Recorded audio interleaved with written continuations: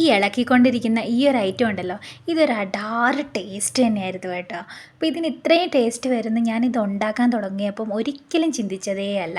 വെണ്ടയ്ക്ക കൊണ്ടാണ് ഉണ്ടാക്കിയത്. ഇതിൻ്റെ വിശദമായിട്ടുള്ളൊരു വീഡിയോ അടുത്ത് തന്നെ ചെയ്യാം. ഇന്ന് ഉച്ചയ്ക്ക് ചോറും പിന്നെ കോവയ്ക്ക തോരനും ഈ വെണ്ടയ്ക്കയുടെ പൊരിയലുമായിരുന്നു കേട്ടോ.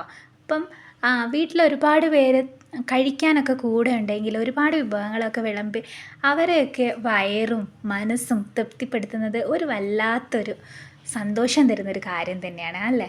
അപ്പോൾ ഒറ്റയ്ക്കാകുകയാണെന്നുണ്ടെങ്കിൽ ഇതൊക്കെ തന്നെ വലുതാണ്. ഇത് തന്നെ എനിക്ക് വലിയ ആർഭാടമായിട്ടാണ് തോന്നിയത്.